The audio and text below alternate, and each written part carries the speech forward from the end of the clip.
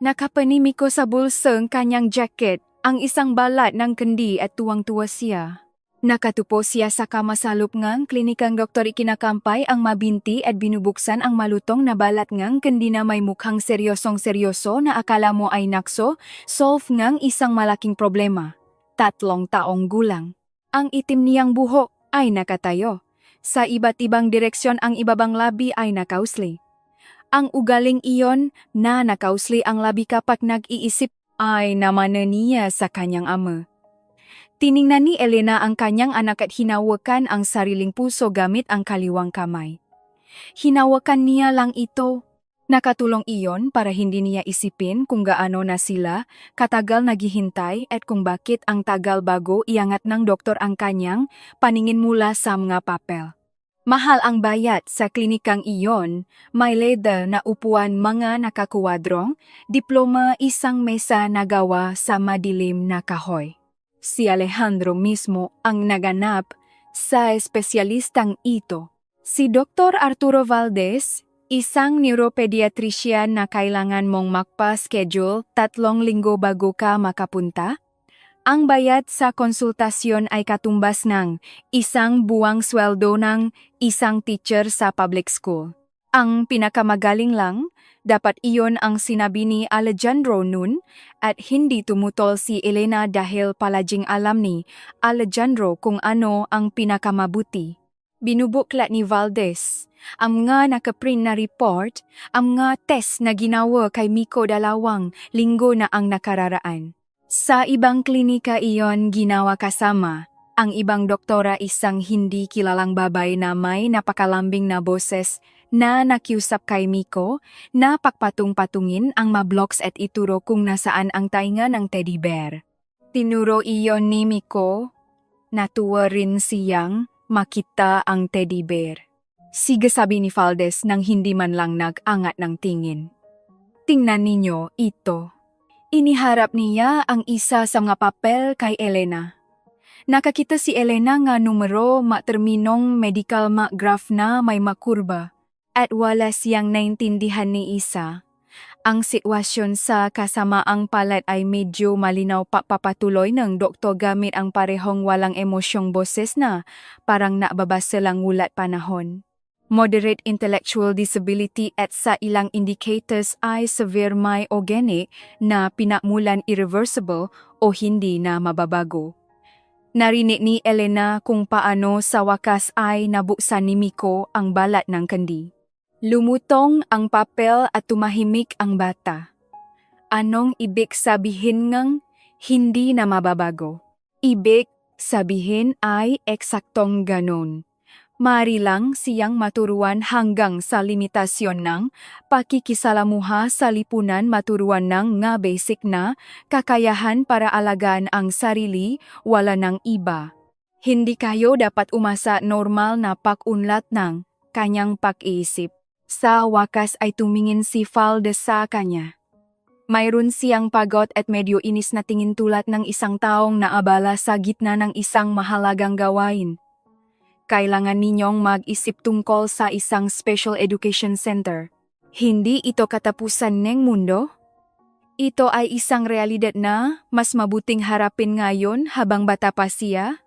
Mama, sabi ni Miko, tingnan mo, lumingon si Elena.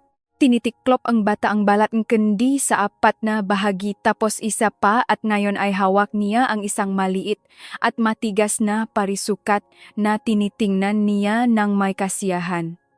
Nakikita ko, sabi ni Elena. Normal ang tunog ng boses niya. Nakakapagtaka. Naghihintay si Alejandro sa pasilyo. Tumayo siya nang lumabas si Elena kasama si Miko at sa reaksyon ng mukha nito parang naintindihan niya agad ang lahat o nagdesisyon siyang naintindihan niya na. Halika na lumabas na tayo. Elena, anong sinabi niya sa iyo binuot? Niya ito ng maikli halos gamit ang nga eksaktong salita ni Valdez dahil nararamdaman pa rin niya ang nga salitang iyon sa kanyang bibig parang isang bagay na matigas at banyaga. Natahimik si Alejandro ng 5 segundo at pagkatapos hindi pa bulong. Hindi rin pasigaw doon mismo sa pasilyo sa tabingang ma-leather na sofa at na reception, ay sumabog siya. Alam ko na nga ba? Sinabi ko na sa iyo? Mula pa noong una napansin ko nang may mali? Hindi na siya matutulungan malinaw na malinaw. Kailangan na nating asikasuhin ang mga papel bago pa ito tumagal. Kailangan natin siyang ipasok sa isang special facility. Dun kahit papaano ay may mga profesional, may sistema. Hinaan mo ang boses mo, sabi ni Elena habang tumihim. Hindi ko hihinaan ang boses ko. Naintindihan mo ba kung anong naghihintay sa atin panghabang buhay? Ito naiintindihan mo ba nakatayo si Miko? Sa tabi nila nakatingin sa kanyang ama ng walang takot. Tinitingnan niya lang ito habang hawak ang nakatiklop na balat ng kendi. Uwi na tayo, sabi ni Elena sa kanyang anak. Elena, kinakausap kita. Naririnig kita. Hinawakan niya si Miko sa kamay at naglakad papunta sa labasan. Naramdaman niya ang nakatiti na paningin ni Alejandro sa kanyang likuran. Naramdaman din niya ang tingin ng receptionist na nakukunwaring seryosong nakatingin sa screen ng computer. Sa labas ay malamig at amoy usok nga sasakyan. Sinubukan agad ni Miko na tapakan ang isang sanaw ng tubig. Automatikong iniwas siya ni Elena at hinila papalapit sa kanya. Ibon, sabi ni Miko habang nakaturo sa itaas. May isang kalapati na nakadapo sa bubong ng botika sa tapat? Oh, sabi ni Elena. Isang ibon. Lumabas si Alejandro makalipas ang 1 minuto. Naglakad siya ng tahimik hanggang sa makarating sila sa kotse. Umupo siya sa manibela. Ikinabit ni Elena ang seatbelt ni Miko sa likurang upuan at umupo. Tahimik silang bumiyahe ng 10 minuto. Naintindihan ko mahirap ito, panimula ni Alejandro sa wakas gamit ang ibang tono, isang tono ng pakikipagnegosasyon, pero kailangan nating harapin ang katotohanan. Si Valdez ang pinakamagaling sa buong Maynila. Kung sinabi niya, gusto kong second opinion. Maikling katahimikan. Para saan? Para marinig ang parehong bagay, gusto ko lang. Elena, pera iyon, panahon iyon. Ako ang magbabayad. Hindi na siya nakipagtalo. Nakatingin lang siya ng diretso sa kalsada. Sa likod kumakanta-kanta si Mikong kung ano-ano, umaawit sa sarili niyang tono habang iginagalaw ang katawan. Sa gabi ng tulog na si Miko umupo, si Elena sa kusina abang uminom NG Cape at naisip niya na mayroong mali sa kinilos ni Valdez. Hindi niya agad matukoy kung ano iyon. Hindi man lang tiningnan ng maayos ng doktor si Miko ni minsan. Hindi niya ito pinagawa ng kahit ano, hindi niya ito pinasubok ng kahit ano. Ang buong check-up ay nawi lang sa pagbabasa ng mga papel at pagtatanong sa kanya ng ilang bagay, hindi sa bata. Kahit wala si Miko sa konsultasyong iyon, parehong-pareho pa rin ang magiging takbo ng usapan. Binuksan niya ang kanyang telepono at hinanap ang isang kontak na marahil ay 2 o 3 taon na niyang hindi nakakausap. Hello Diego, si Elena ito. Sabay tayong lumaki sa Marikina. Hindi ko alam kung natatandaan mo pa ako. Kailangan ko ang konsultasyon sa isang neurologist para sa anak ko. Kung pwede mag-reply ka. Pinindot niya ang send. Tiningnan ang screen.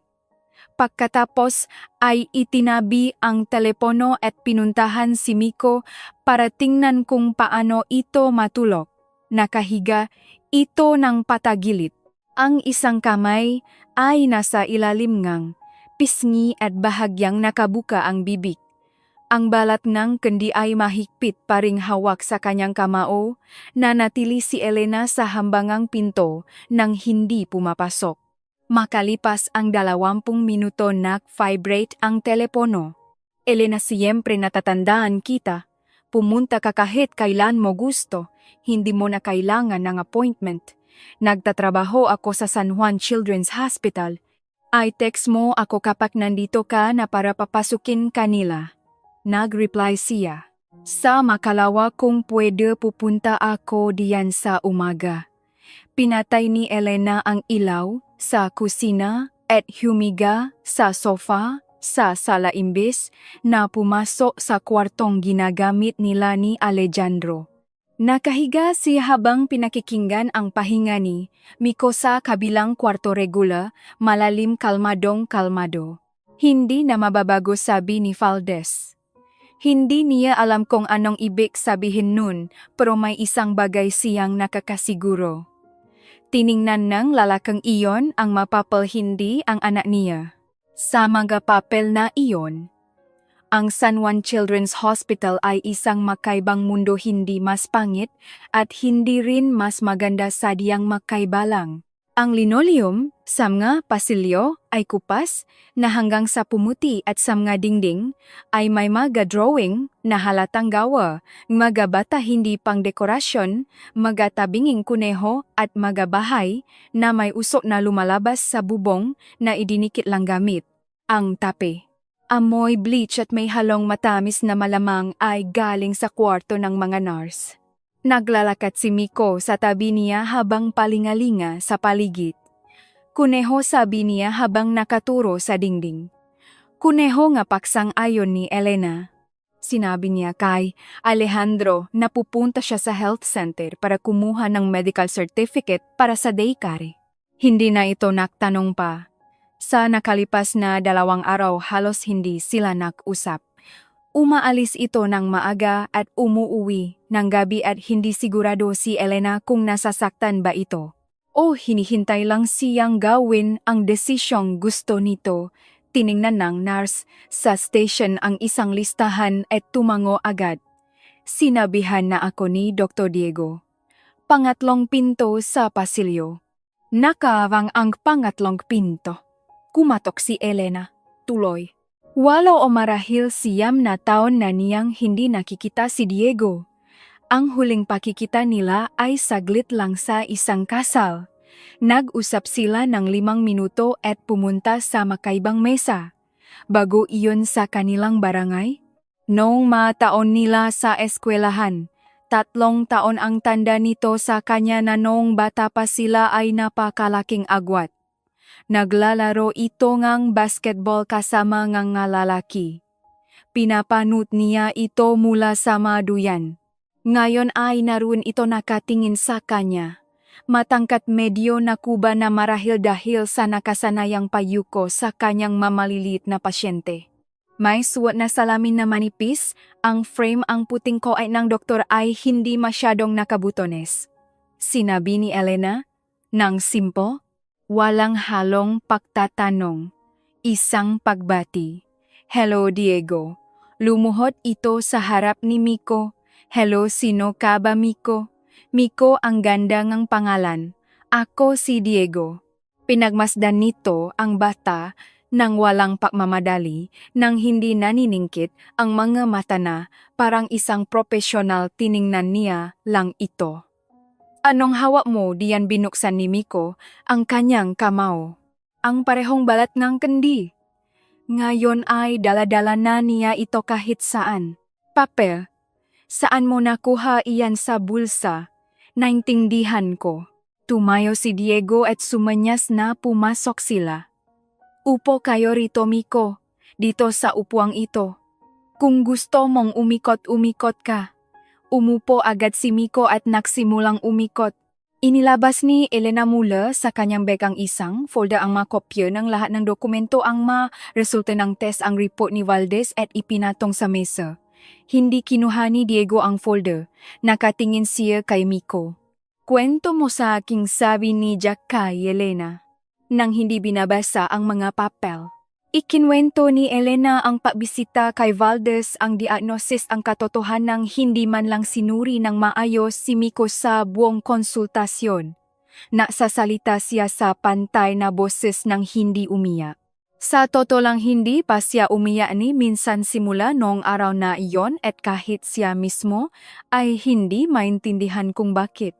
Siguro hindi siya naniniwala o siguro naniniwala siya pero hindi niya pinapayagan ang sarili na umiyak. Nakikinig si Diego at nakatingin kay Miko. Huminto na sa pag-ikot si Miko at ngayon ay pinakmamasdan ang nga laruan sa estante sa sulok. May ilang maliliit na kotse at isang plastik na dinosaur. Pwede tanong ni Miko habang nakaturo sa dinosaur. Pero sabi ni Dijo. Bumaba si Miko sa upuan kinuha. Ang dinosaur bumalik sa pwesto niya at sinimulang suriin ito sa lahat ng anggulo. Mga ngipin balita niya. Marami tango ni Diego pagkatapos ay humarap kay Elena. Kailan mo eksaktong napansin na may mali? Ano ang unang nagbigay sa iyo ng pag-alala? Huminto si Elena? Ang asawa ko ang nag-alala? Sinabi niya sa akin na sa edad na 3 taon, dapat mas magaling nang magsalita si Miko na medyo kakaiba siya. At ano ang naisip mo? Wala akong naisip na kakaiba. Tumango si Diego at muling tiningnan ang bata. Miko, patingin nga ang dinosaur. Lumapit si Miko at ipinakita ito sa kanya. Kinuha ito ni Diego at pinagmasdan. Anong pangalan niya? Nag-isip si Miko ng isang segundo. Raur. Bakit Roar kasi na? Roar siya. May punto kasabi ni Diego ng seryosong seryoso. Ibinalik niya ang dinosaur. Sige, maglaro ka na. Pagkatapos, ay naglabas siya ng ilang gamit mula sa drawer, mga blocks, mga flashcards na may drawing, isang maliit na flashlight. Sa sumunod na 40 minuto pinanot ni Elena kung paano nagtrabaho si Diego kasama ang kanyang anak. Malayong malayo ito sa nakita niya kay Valdez, walang malamig na formalidad. Kinausap niya si Miko.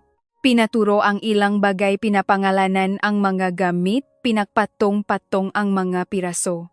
At ginawa niya ito sa paraang hindi napansin ni Miko na sinusuri na pala siya. Akala ng bata ay nakikipaglaro lang siya sa isang matanda na sa hindi malamang dahilan ay interesado kay Roar. Nanatiling nakaupo si Elena habang nanunot mahigpit ang hawak ng gadaliri sa kanyang gatuhod. Nang mapagod si Miko, bumalik siya sa pag-akyat sa umikot na upuan.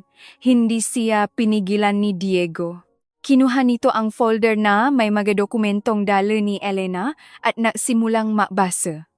Nakbasa ng todo mabagal, inililipat ang mga pahina, minsan ay binabalikan ang mga nauna.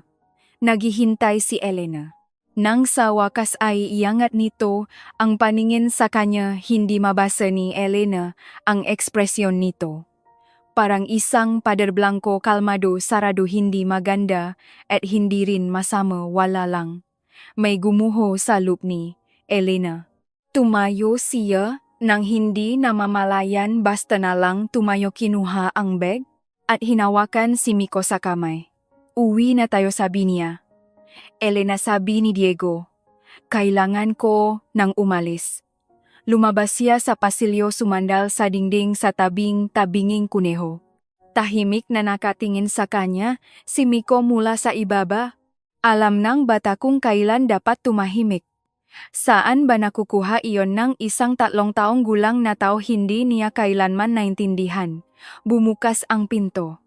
Lumabas si Diego at sinundan siya. Elena, pakinggan mo ako, tingnan mo ako. Lumingon siya. Ang anak mo ay malusog na malusog. Sinabi niya ito nang mahina at malinaw. Walang paligoy-ligoy ang pag-unat na kanyang pananalita ay nasa pinakamababang limitasyon ng normal. Ibig sabihin, pagkatapos ng 6 na buwang session sa isang speech therapist, makakalimutan mong nag-alala ka. Walang intellectual disability, walang organic damage. Handa akong ilagay ang pirma ko, ang lisensya ko at ang reputasyon ko sa ilalim ng sinabi kong ito. Nakatingin lang ng diretso si Elena sa kanya. Kung ganun bakit ganun ang sinabi ni Valdez iyan, sabi ni Diego, at sa unang pagkakataon ay may bahid ng talim sa boses niya? Iyan ay isang napakagandang tanong. Hinila ni Miko ang kamay niya. Mama, naiwan natin si Ror. Tiningnan ni Elena ang kanyang anak at pagkatapos ay si Diego. Kukunin ko si Ror, sabi ni Diego. Maghintay kayo rito. Bumalik siya sa klinika, lumabas, dala ang dinosaur at ibinigay ito kay Miko. Niyakap itong bata sa kanyang dibdib, na parang isang taong binalikan ng isang napakahalagang bagay. May kailangan lang akong kumpirmahin, sabi ni Diego kay Elena. Bago ka gumawa ng kahit ano, bigyan mo akong 2 araw. Sige, anong gusto mong kumpirmahin? Nag-alangan siya ng isang saglit. Hindi pwedeng magbigay nga ganoong diagnosis si Valdez basa mga test na ito. Walang basehan ang mga resulta. Maaring hindi niya ito binasa o binasa niya at sinadyang isulat ang isang bagay na wala naman dun.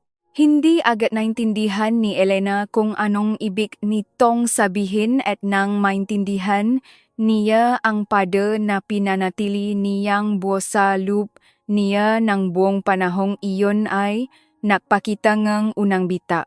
Sinasabi mo bang sinadya iyon? Sinasabi kong kailangan kong 2 araw. Tiningnan niya si Elena ng diretso sa mga mata. At sinasabi ko sa iyo, huwag kang pipirma ngang kahit anong dokumento o papeles para sa special facility. Wala ang 2 araw ay napakahabang panahon. Kapag hindi mo alam kung anong gagawin sa makamay mo? Nabuhay si Elena sa kanyang nakasanayang ritmo. Sa umaga gising, mahanda na almusal ni Miko, manot ng chatuns, maglakad sa parkeng ng barangay, tanghalian.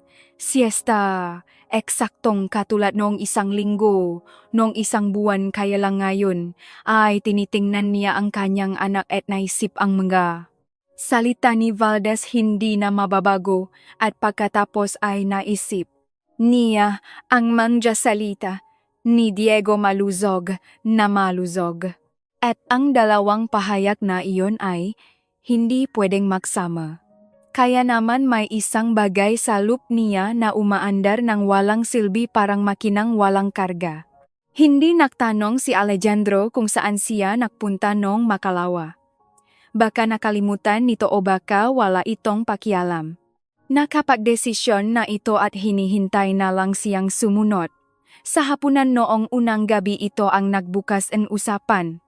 Nagtanong-tanong ako tungkol sa isang special facility sa Laguna. Sabi nila maganda raw dun. Moderno. Mayos ang pamumuhay ngang mga bata ron. Nagpapahid si Elena ng butter sa tinapay para kay Miko nang hindi iniaangat ang ulo. Kinakausap kita, Elena. Kailangan na nating magdesisyon. Mas maaga, mas mabuti para sa kanya. Dahil bata pa siya, mas mabilis siyang masasanay. Sinabi mong para sa kanya. Sinabi mong mas mabuti para sa kanya. Ibinigay niya ang tinapay kay Miko at tiningnan ang asawa. Naniniwala ka ba talaga diyan? O sinasabi mo lang iyan para may masabi? Inilapa ni Alejandro ang tinidor sa gilid. Tingin ko may mga taong alam kung paano alagaan ang mga batang ganyan. Mga propesyonal. Hindi ako propesyonal, ikaw rin. Hindi natin may bibigay ang kailangan niya. Kinakain niya ang tinapay, sabi ni Elena. Tingnan mo siya kumakain. Hawak niya ng mag-isa, hindi nahuhulog. Kahapon binuo niya ang piramid na may 6 na ring sa tamang pagkakasunod-sunod. Kuinento niya sa akin na takot daw sa dilim si Raur. Kaya natutulog siya nang bukas ang ilaw. Si Raur ba ang dinosaur o gawa sa plastik? Pero nag-aalala si Miko para sa kanya. Tiningnan siya ni Alejandro. Walang ibig sabihin iyan. Ipinaliwanag ni Valdez. Sa panlabas ang mga batang ganyan ay mukhang normal. Ang tawa dito ay pinutol siya ni Elena. Sinabi niya ito ng walang galit sa neutral na tono. Binasa mo ba kahit kailan ang report na iyon ikaw mismo hindi? Yung sinabi lang sa iyo ni Valdez, bakit ko babasahin? Hindi naman ako doktor. Nakasulat doon, severe intellectual disability. Severe.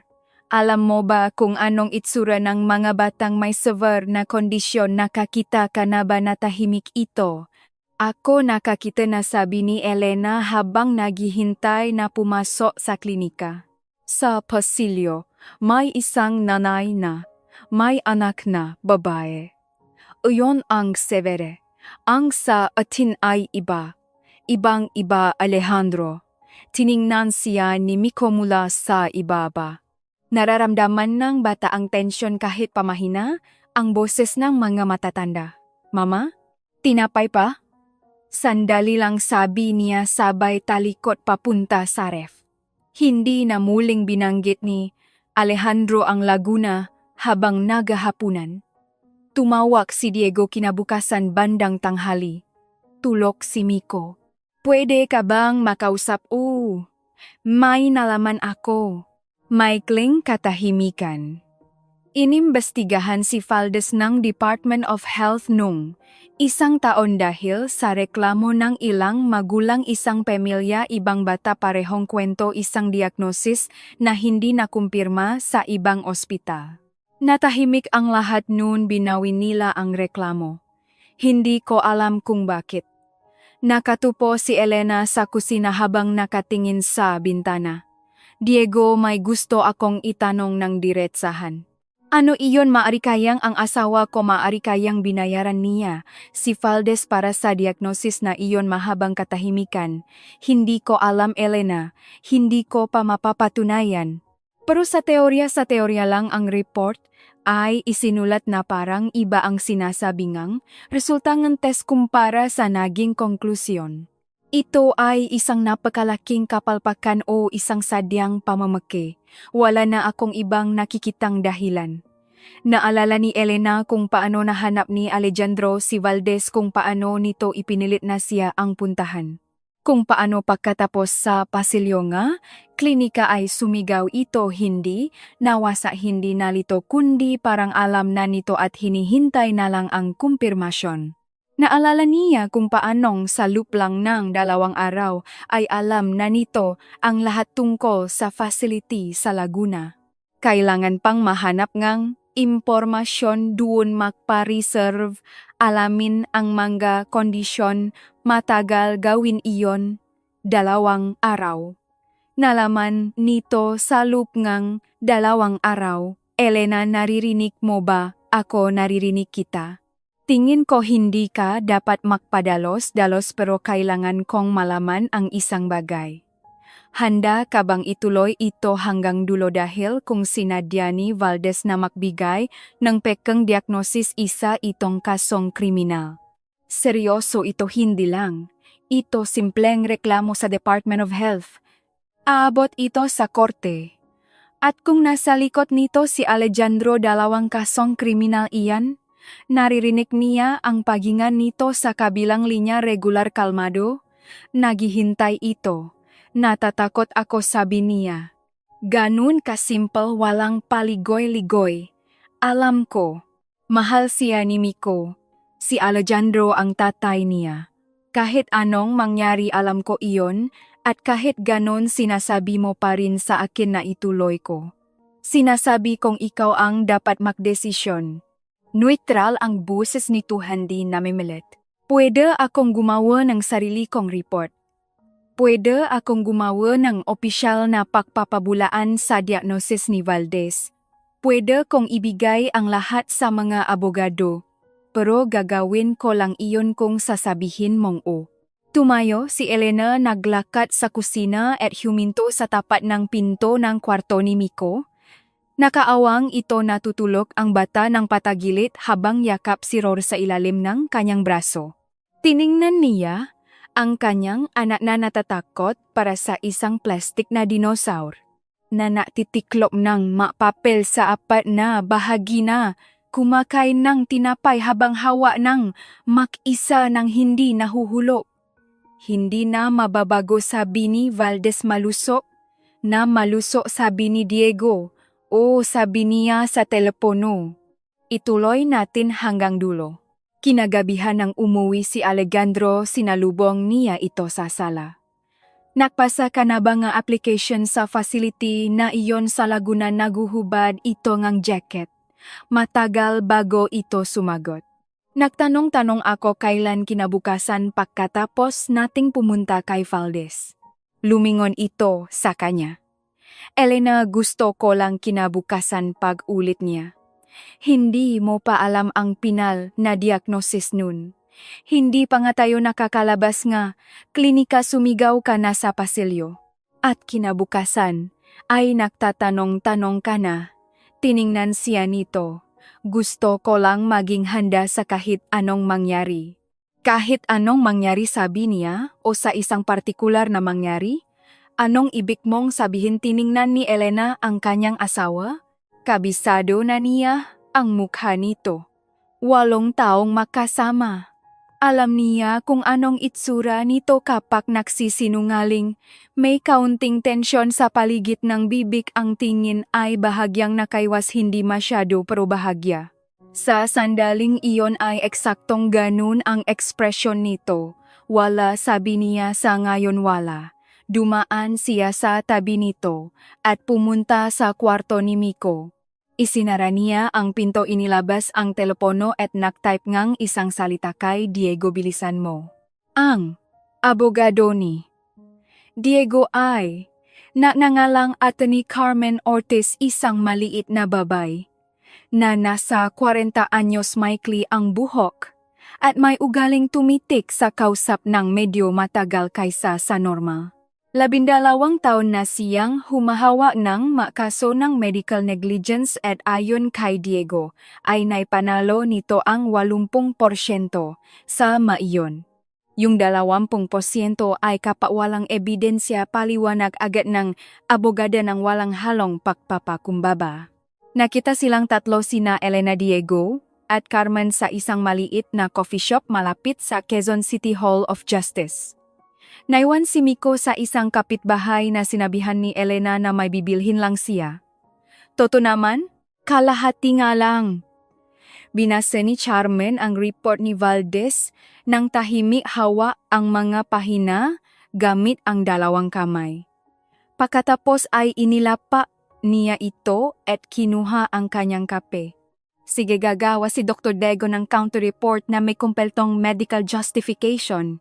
Iyon ang unang hakbang. Kailangan ko orihinal na kopya, mga test na ginawa bago kay Valdez. Sa unang klinika may ibang espesyalista roon. Ibang konklusyon. Walang malinaw na konklusyon doon, sabi ni Elena. Pinagawa niya lang si Miko ng tas et notes. Wala siyang ibinigay na diagnosis. Sabi niya ay preliminary evaluation lang daw iyon. Sige, nasa inyo ba ang mga materyales na iyon? Kopya lang? Nasa klinika ang orihinal. Hihingin natin ang mga orihinal.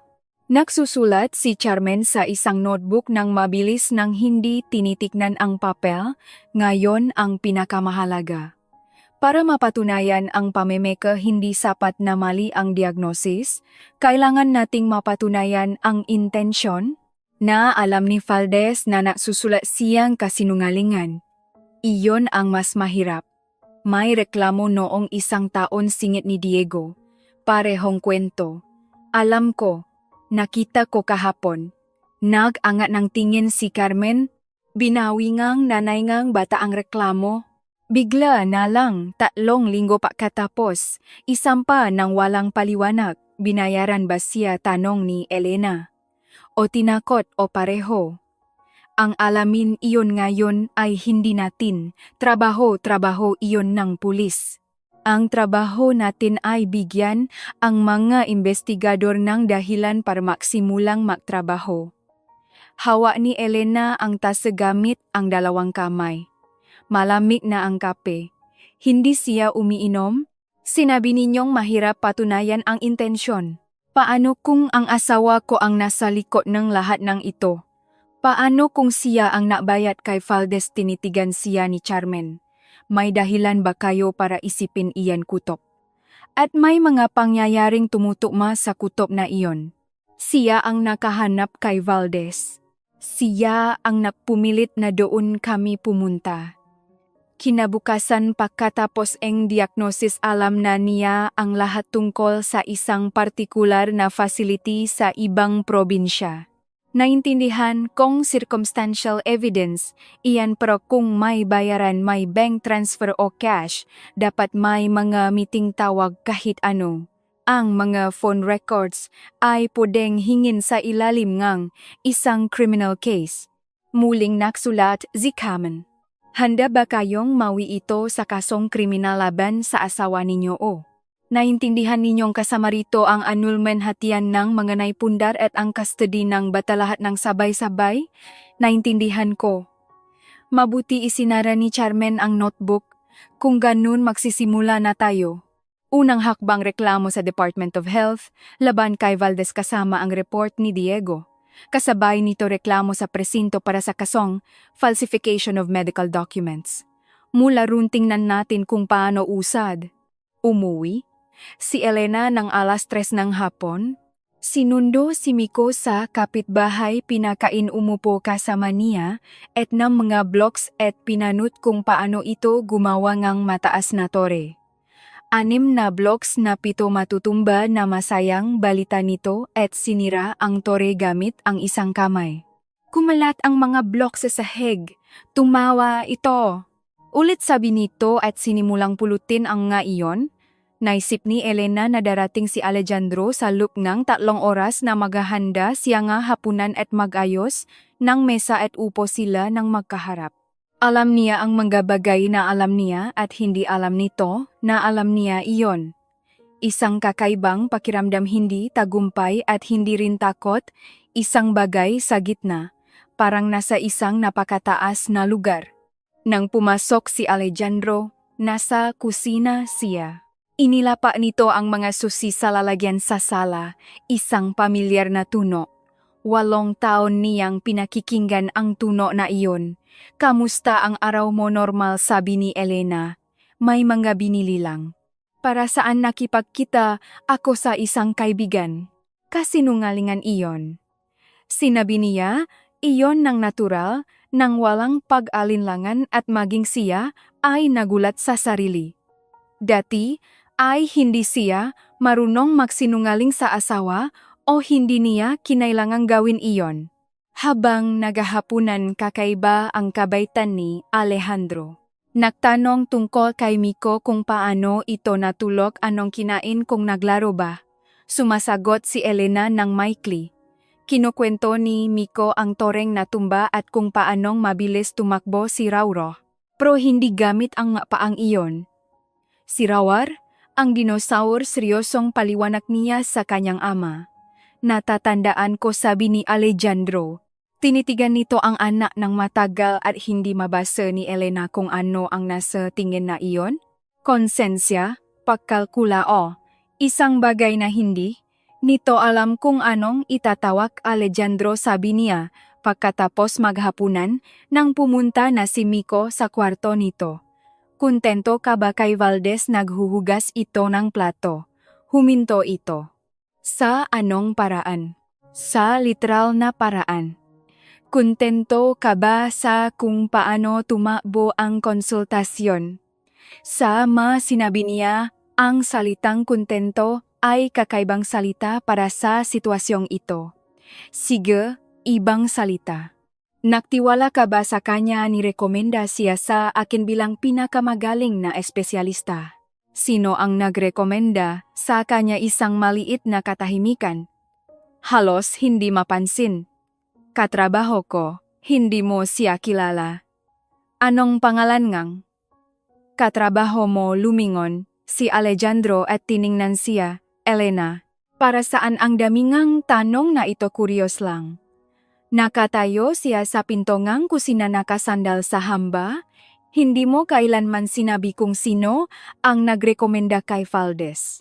Hindi ako nagtanong noon kaya nagtatanong ako ngayon. Si Fernando Velasco nagtatrabaho sa Department of Health. May nangyari ring ganito sa pamangkin niya at pinapunta rin nila kay Valdez. Elena, sa boses nito ay mababakas ang pagod. Ang pamilyar na pagod ng isang taong naabala sa gitna ng isang mahalagang bagay. Anong nangyayari? Wala, sabi niya, nag-uusap lang tayo. Itinanimi niya ang pangalan sa kanyang isip. Fernando Velasco, Department of Health. Pwede itong paimbestigahan. Pwedeng paimbestigahan ni Charmen. Kinagabihan ng makatulog na si Alejandro, nag-text si Elena kay Diego.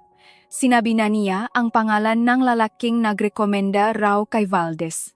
Fernando Velasco nagtatrabaho sa Department of Health. Dumating ang sagot makalipas ang 20 minuto. Totoong tao iyan. Isang mataas na opisyal. Hindi ko alam kung may koneksyon siya kay Valdez. Ipapasa ko kay Charmen makalipas ang 1 minuto. Pangalawang mensahe. Elena, kamusta ka? Tinitigan niya ang tanong. Sa kabilang kwarto natutulog si Miko. Naririnig niya ang regular na pahinga nito sa nakaawang na pinto. Sa master's bedroom natutulog si Alejandro. Tahimik doon. Kaya patip niya itinabi ang telepono, humiga sa sofa sa sala at nakumot. Puti at pata ang kisame. Tinitigan niya ito at naisip na ang 8 taon ay mahabang panahon. Kalahati iyon ng buhay niya bilang matanda. Iyon ang nakasanayan, ang amoy, ang tunok, nga masusi sa lalagyan, pero may mga bagay na mas mabigat kaysa sa nakasanayan. Ipinikit niya ang kanyang mga mata. Sumagot ang Department of Health makalipas ang 8 araw. May dumating na email, opisyal, may salyo at tracking number. Tinanggap na ang reklamo. Binuksan na ang investigasyon tungkol sa gawain ni Dr. Ignacio Valdez. Oras ng resolusyon 30 araw na may pasok. Binasa ni Charmen ang email at sinabi ayos ito pero mabagal, mas mahalaga ang pulisya, sa presinto iba ang naging takbo. Tiningnan si Elena ang desk office gamit ang ekspresyong pinangalanan niya sa sarili bilang, pakialam ko ba?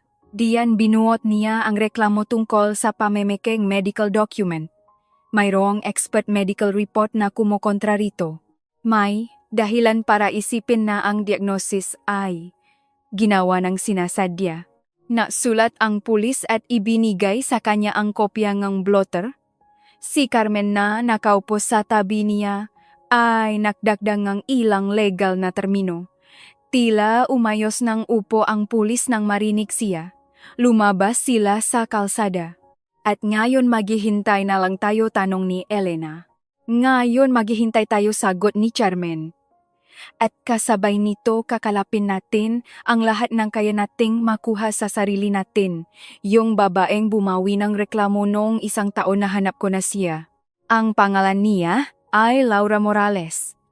Nakatira rin dito sa Metro Manila. Gusto ko siyang makausap pero mas mabuting ikaw ang gumawa. Bakit ako? Dahil nanay ka. Nanay rin siya. Iba ang magiging takbongang usapan kung ikaw ang pupunta kaysa kung ako na may lisensya ko bilang abogada. Nag-isip si Elena. Sige. Binuksan ni Laura Morales ang pinto at naintindihan agad ang lahat. Napansin iyon ni Elena sa pagbabago ng mukha nito. Hindi takot o gulat, isang bagay na parang pagod na pakilala. Nandito ka dahil kay Valdez, sabi nito. Hindi ito nagtanong. O, pasok ka. Maliit ang apartment, malinis at medyo siksikan sa gamit. Sa isang sulok ng sala ay may isang batang lalaki na nasa 5 taong gulang, may hawak na tablet at nanonot ng cartoons na naka-earphone ng hindi lumilingon. Leo, sabi ni Laura ng mahina nang hindi kinakausap ang kahit sino. Ang pangalan niya ay Leo. Tiningnan ni Elena ang bata. Isang normal na bata na nakaupo at nanonood ng cartoons. Habang nilalaro ang tali ng kanyang jacket gamit ang isang kamay, na-diagnose siya ni Valdez 2 taon na ang nakararaan, sabi ni Laura. Siguro pareho sa anak mo. Severe intellectual disability. Umupo ito sa harap niya, makahawak ang mga kamay sa ibabaw ng tuhod. Umalis ang asawa ko. Nung nalaman niya, sabi niya hindi raw siya handa sa ganoong bagay. Ako mismo ang nag-file ng reklamo, walang abogado. Sinulat ko lang at ipinasa, tapos binawi ko rin. Natahimik si Laura ng isang segundo. May dumating na 2 lalaki. Hindi si Valdez, ibang tao. Sinabihan nila ako na kung itutuloy ko makakaproblema ako sa Department of Social Welfare and Development, na gagawa sila ng paraan para patunayan na hindi ako karapat-dapat na maging nanay, na kukunin pa rin nila si Leo sa akin. Pero sa ibang dahilan, nakikini si Elena. Natakot ako, sabi ni Laura. Wala talaga akong kakampi. Umalis ang asawa ko. Malayo ang mga magulang ko. Wala akong pera para sa abogado. Natakot ako kaya binawi ko. Malusok si Leo, malusok na malusok. 3 ibang espesyalista, yung isa galing pa sa Philippine Children's Medical Center, pare-pareho ang sinabi. Slight speech delay speech therapy, 6 na buwang therapy. Ngayon nakikita mo naman. Tumawa ang bata sa sulok dahil sa pinapanot, tahimik para sa sarili lang. Yumuko si Elena palapit. Yung 2 lalaking dumating, natatandaan mo ba kung anong itsura nila? Yung isa? Sigurado ako. Kakaiba ang itsura niya, matangkat, malaki ang katawan, at may kulay ang buhok. Kaya mo ba siyang i-describe sa isang investigador ng pulis? Mahabang katahimikan. Nakatingin si Laura sa kanyang anak. Kung gagawin ko iyon, babalik sila. Hindi na sila babalik, sabi ni Elena, dahil sa pagkakataong ito ay may abogado na may pangalawang espesyalista na may magandang reputasyon, may reklamo na sa pulis. Hindi ka na nag-iisa. Sinasabi mo ba iyan dahil naniniwala ka talaga? O dahil kailangan mo ako? Tamang tanong? Sumagot si Elena ng totu. Pareho, pero hindi ko hinihiling na maniwala ka sa akin. Hinihiling ko lang na makipagkita ka sa abogada namin at sabihin sa kanya ang masinabi mo sa akin. Pagkatapos, ikaw na ang magdesisyon. Matagal na natahimik si Laura. Anong pangalan ng anak mo, Miko? 3 taong gulang. Sabi ni Leo nung 3 taon daw siya ang alam niya lang gawin, ay tumahimik at tumingin sa bintana. Bahagyang ngumiti si Laura. Kasinungalingan iyon. Gawa-gawa niya lang, pero sinasabi niya iyon kapag gusto niyang magpa-impress. Hindi napigilang ngumiti ni Elena. Ibigay mo sa akin ang numero ng abogada mo, sabi ni Laura. Tumawa si Carmen ng gabing iyon. Hindi pa nakakauwi si Elena. Ang haling mo. Napakahalaga nito. Kung tatestigo si Laura Morales, magiging isang sindikato na ito. Hindi na lang ito pakakamalingang isang doktor, isa na itong sabwatan. Yung 2 lalaking pumunta sa kanya, sabi ni Elena. Hindi na iisa si Valdez. May tao sa likod niya. Alam ko na. Tingin ko alam mo rin kung sino. Naglalakad si Elena sa bangketa. Dumaan ang isang bus na biyaheng Fairview. Lumamaingay at malabo ang mga bintana. Hindi kayang mag-organize ni Alejandro ng mag-guns para manakot ng tao, sabi niya ng mabagal. Hindi niya gawain iyon. Isa lang siyang manager sa isang logistics company. Pero si Fernando Velasco sa Department of Health, ibang usapan iyon. Tingin mo ba nakarating si Alejandro kay Valdez sa pamamagitan ni Velasco? Tingin ko ang asawa ko ay naging kliyente lang at tagabayad. Ang nag-organisa ay si Velasco, na siguradong may sariling transaksyon kay Valdez. Huminto si Elena sa tapat ng gate ng kanilang bahay. Bakit gagawin iyon ni Velasco dahil sa pera utang? Na loop opera lang nagsasalita si Carmen nang walang emosyon na parang natuturo lang ng multiplication table. Ang investigasyon ng pulisya ang mapapatunay niyan. Ang mahalaga ngayon ay si Morales.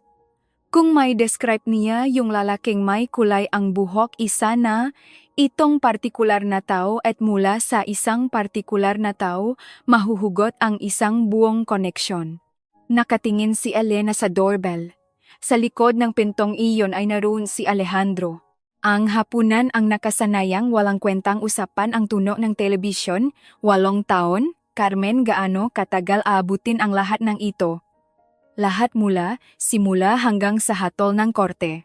Kung hindi babagal ang investigasyon, kalahating taon, siguro medyo matagal pa, kalahating taon pag-ulit ni Elena.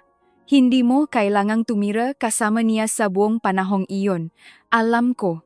Mas mabuting isampa na ang petisyon para sa annulment ng hiwalay nang hindi hinihintay ang criminal case. Mapapabilis nito ang hatian ng ari-arian at makakapagdesisyon ka para sa anak mo ng mag-isa. Pag-isipan ko. Pinindot niya ang doorbell, pumasok at binuksan ang pinto gamit ang kanyang susi. Amoy pagkain sa sala.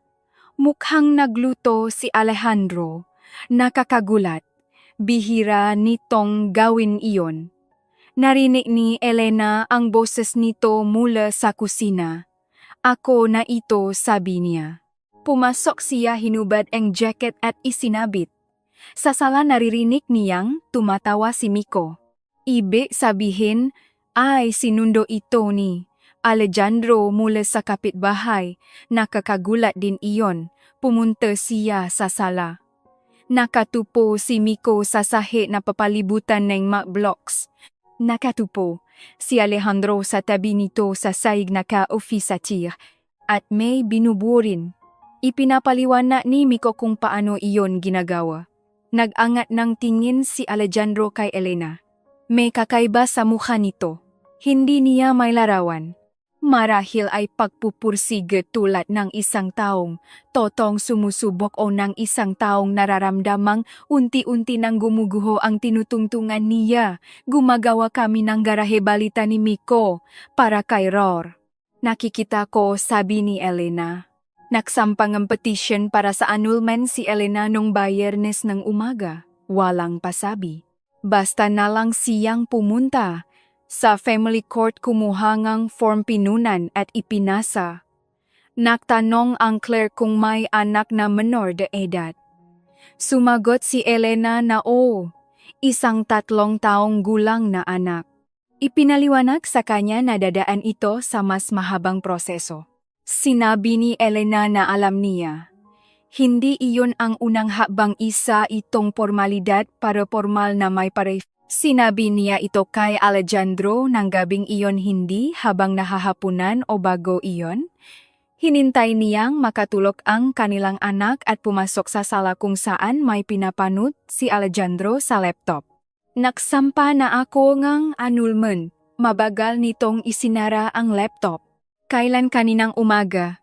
Katahimikan. May claim nga 3 segundo dahil kay Valdez. Hindi iyon tanong.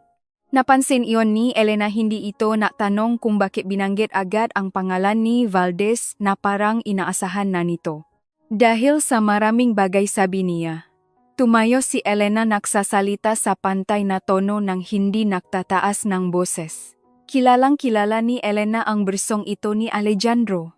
Mas mahirap itong harapin kaysa sa bersyong sumisiga. Naintindihan kong mahirap ang sitwasyon. Ang dianyo si isang pag-aalala ay malaking pressure sa kaitan ng pamilya, pero hindi ito magagamot ng annulment. Wala akong ginagamot. Tinatapos ko na ito. Tinatapon mo ang 8 taon dahil hindi natin nakayanan ang isang krisis. Tinatapos ko ang 8 taong ito, sabi niya, dahil nakilala ko na kung sino ka talaga. Pausa medyo mas mahaba kaysa sa nauna. Anong ibig mong sabihin sa ngayon? Wala. Tumalikot siya papunta sa pinto. Kokontakin kang abogado ko, Elena. May anak tayo? Huminto siya ng hindi lumilingon. Alam ko. Anak ko siya. At lumabas siya. Ang sumunod na 2 linggo ay parang pamumuhay sa makaibang mundo. Sa ibabaw, normal lang si Miko, ang maalmusal, ang mga paglalakad, ang mga session sa speech therapist na inirekomenda ni Diego, ang therapist, ay isang batang babae na nagngangalang Bea. Tinuturuan niya si Miko 2 beses sa 1 linggo at pagkatapos ng pangalawang session ay sinabi niya kay Elena na mabilis matuto ang bata at sa lubngang 3 buwan ay gagraduate na ito. Mula ron ay kaya na nitong mag-isa. Ang ilalim na mundo ay iba. Magatawag kay Carmen, dokumento. Mga supena mula sa korte. Ang pulisya at ang piskalya ay nagbukas ng preliminary investigation para sa kasong falsification of medical documents. Ang investigador na may hawak ng kaso, isang may edad ng lalaki na nagngangalang Police Major Serrano na may ugaling magsalita ng mabagal at tumingin sa ibabaw ng kanyang salamin ay ipinatawag si Elena para kunan ng salaysay nagtanong ng detalyado at nag-notes. Pagkatapos ay ipinatawag nito si Diego. Ikinwento iyon ni Diego ng gabing iyon nang dalhan niya si Miko ngang librong tungkol sa mga dinosaur na ipinanggako niya. Nakatupo sila sa kusina. Si Miko sa sala ay abalang-abala sa pagbabasa ngang libro. Nasa kwarto si Alejandro. Ngayon ay nakatira sila sa isang bahay na parang maborders lang. Nakakasakal at kasabay nito kakaibang nakasanayan na. Mabusisi yung si Major Serrano, sabi ni Diego. Mabuti iyon. Hiningin na niya ang mga bank records no, klinika ni Valdez. Lalabas doon ang mga transfer. Mayugnay niya ang bayat kay Alejandro. Kung nagbayat si Alejandro ng opisyal siyempre. Kung ginawa niya iyon sa pamamagitan naga ibang tao mas mahirap. Pero tumestigo si Laura Morales at inilarawan yung lalaking may kulay ang buhok. Sabi ni Serrano kamuha raw ito ng isang taong may record na sa ibang kaso isang estafa 2 taon na ang nakararaan. Na-dismiss ang kasong iyon. Hawa ni Elena ang tasa ng kape. Sa kabilang kwarto ay tahimik, Diego. Sabi niya sigurado ka bang gusto mong pumasok? Dito isinasama mo ang sarili mo sa isang gulo na hindi mo naman problema. Isang kasong kriminal, mga investigasyon. Siguradong may mga koneksyon si Valdez. Kung wala pa ano siya, nakapagpatuloy sa pagtatrabaho sa buong panahong ito tiningnan siya ni Diego. Seryoso ba iyang tanong mo seryoso? Una sa lahat problema ko ito. Isa akong pediatrician at hindi ako pwedeng tumungangalang habang nanonood ng mga pekeng diagnosis na ibinibigay sa mga bata. Sinabi niya ito ng walang pajayabang parang nagsasabi lang nga katotohanan. Pangalawa, hiniling mo sa akin at sinabi kong Pangalawa, pag-ulit ni Elena na may halong biro. Huwag kang mag-inarte sa pagkakasunod-sunod ng badahilan. Sa unang pagkakataon sa loob ng ilang linggo, tumawa siya ng maikli halos nagulat sa sarili. Hindi niya inaasahan iyon. Bumigay si Alejandro sa 3 linggo. Hindi niya inaasahan na mangyayari iyon sa ganoong paraan. Akala niya ay makakaroon mga usapan kasama ang mga abogado, mga pananakot marahil ay sigawan. Naging iba. Umuwi ito bandang alas 7 ng gabi at binuksan ang pinto. Nakatupo si Alejandro sa sala sa maliit na upuan kung saan sila nagsusuot ng sapatos na kaupo lang, nasuot pa ang jacket na parang kararating lang at hindi na kinayang humabang pa. Ipinatawag ako ni Major Serrano ngayon, sabi nito. Hinubat ni Elena ang kanyang jacket at isinabit. Alam mo, sinabihan ako ni Carmen na malapit na. Nakatingin ito sa kanya mula sa ibaba. Nahanap nila ang transfer mula sa account ni Velasco papunta sa account ng klinika. Magkalasa kami ni Velasco sa college. Nakiusap ako sa kanya bilang kaibigan. Hindi ko naisip na hindi na kailangan sabi ni Elena. Hindi mo na kailangang ipaliwanag sa akin ang mana hindi mo naisip. Nakatayo siya sa harap nito at nakaramdam ang isang bagay na napakakalmado at napakalaming. Kung naisip mo pinili mo ang doktor na kipakasundo ka sa pamamagitan ni Velasco Nakbayat, kalahat ng iyon ay naisip mo. Ang tanging hindi mo naisip ay mahahanap ko si Diego Navarro. Natahimik si Alejandro. Bakit Alejandro matagal bago ito sumagot? Hindi ko ginusto ngang anak. Mula pa nung una naisip ko na baka makayanan ko na masasanay ako na mamahalin ko siya pero hindi ko kaya. Nagsasalita ito ng mahina. Nakatingin sa sahig. Hindi ko alam kung paano. Hindi ko alam kung paano maging tatay. Ang tatay ko hindi rin niya alam. At ako rin. Gusto ko lang umalis nang walang gulo, nang walang sisihan. Naisip ko na kung may malalang diagnosis ikaw na mismo ang makakaintindi. Naisip mong ipapasok ko ang anak ko sa isang pasilidad. Hindi ito sumagot. Iyon na ang sagot. Tiningnan ni Elena ang kanyang asawa ang lalaking nakasama niya ng 8 taon na kasabay niyang kumain at natulog. Nanut ng parehong mapelikula na kabisado niya ang ugaling iusli ang labi kapag nag-isip. Sinubukan niyang maganap ng kahit ano sa loop niya. Galit sakit kagustuhang sumiga, wala siyang nahanap. Nandun lang ang parehong malamig at kalmadong pakiramdam. Pwede mo nang kunin ang magagamit mo sa linggo, sabi niya. Dadalhin ko si Miko sa kapitbahay. Hindi tayo makikita. Ipapadala sa iyo ni Carmen ang listahan ng mga dokumentong kailangan para sa korte. Alejandro, ayoko nang ituloy ang usapang ito. Dumaan siya sa tabi nito at pumunta sa kwarto ni Miko. Nakatupo si Miko kasama ang dinosaur at ang libro. Nag-angat ito ng tingin. Mamatingnan mo isang stegosaurus. May mga plates siya sa likod. Nakikita ko, sabi ni Elena. Umupo siya sa tabi nito sa sahig. Ituro mo sa akin. Lumapit ito sa kanya. At sinimulang ipaliwanag ang tungkol sa mga plates. Seryoso mabusisi, itinuturo ang drawing gamit ang daliri. Sa kabilang kwarto, sa pasilyo, may bahagyang tumunok. Bumukas ang pinto sa labas at sumara. Umalis na si Alejandro. Hindi lumingon si Miko. Ipinagpatuloy nito ang pagpapaliwanag tungkol sa Stegosaurus. Itinakda ang paglilitis sa Marso. Sabi ni Carmen ay nahing mabilis ito.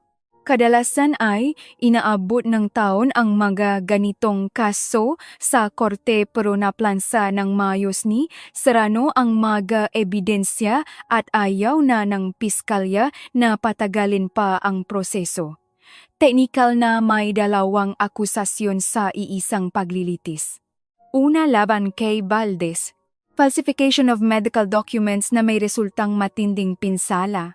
Pangalawa laban kina Alejandro at Velasco pang-udyok at pagpopondo. Sa kaso ni Velasco pananakot sa mga testigo.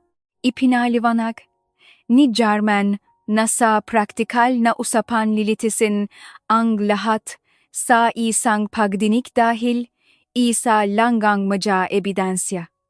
Kasabay nito umusad ang civil case para sa annulment at custody sa family court. Kumuha abogado si Alejandro. Hindi alam ni Elena kung sino. Sinabi ni Charmen na hindi ito isang sikat na espesyalista at walang dapat ipag-alala, pero nag-alala pa rin si Elena. Pumupunta si Miko sa speech therapist na si B tuwing Martes at Huwebes. Pagkatapos na, 6 na linggo nagsimula na itong bumuo na mahabang pangungusap.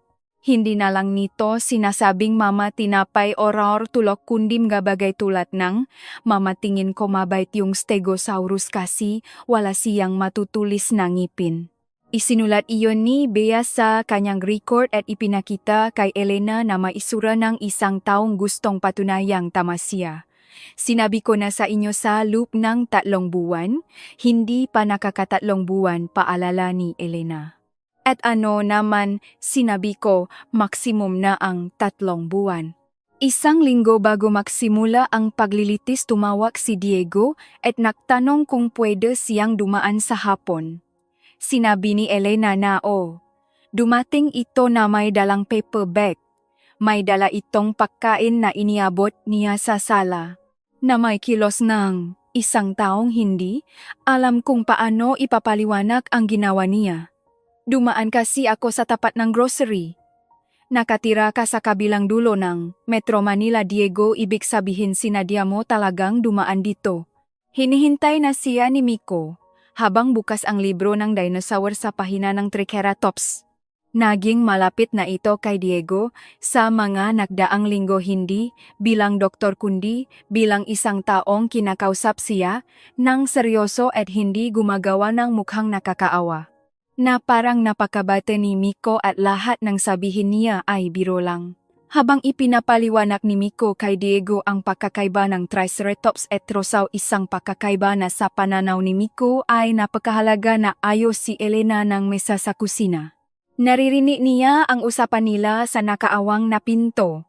Sino ang pipiliin mo? Tanong ni Miko. Sa anong paraan kung dumating silang dalawa ang Triceratops at ang Pterosaur? Sino ang mas nakatakot depende kung para kanino? Para sa akin, wala sa kanila. Hindi ako damo at hindi rin ako maliit na butiki. Tumawa si Miko. Isang tawa ang kasiyahan na lumalabas kapag may nagsabi ang eksaktong inaasahan mo pero sa hindi inaasahang paraan. Nang maglaw ng makatulog na si Miko, lumabas si Elena sa kusina. Naroon na si Diego. Nagsalin siya ng 2 tasa ng saa. Nakatingin ito sa bintana. Natatakot ako na baka may mangyaring mali, na baka maglabas si Valdez ng dokumentong hindi natin nakita. Na baka may sabihin si Alejandro na paniwalaan ng judge. Anong pwede niyang sabihin? Hindi ko alam. Iyon ang problema. Umiling si Diego. Elena, ang bank transfer ay isang katotohanan. Na hindi tumutugma ang report ni Valdez sa medical data ay isang katotohanan. Natatestigo si Laura Morales tungkol sa pananakot ay isang katotohanan. Na kinokontra ng Ngatesco ang sa kanya ay isang katotohanan. Wala silang kahit anong pwedeng ilaban diyan. Lohika ng Dr. Ian. Iba ang lohika ng korte. Hindi natatalo si Carmen sa mga ganitong kaso. Sinabi na niya sa akin yung 80% at binabaan pa niya iyon. Ngumiti si Elena. Tiningnan siya nito at biglang naintindihan ni Elena na matagal na pala siyang tinitingnan nito ng ganun. Hindi ito ang unang beses kundi matagal na. Ngayon niya lang napansin o ngayon niya lang pinayagan ang sarili na mapansin. Diego, sabi niya, sabihin mo sa akin kapag natapos ang lahat ng ito, mawawala ka ba? Natahimik ito. Nakadepende iyan sa iyo. Hindi, sabi niya. Huwag mo muna akong tanungin niyan ngayon. Sa ngayon hindi ko masasagot iyan ng malinaw. Hindi rin naman ako nagtatanong. Sinagot ko lang ang sinabi mo.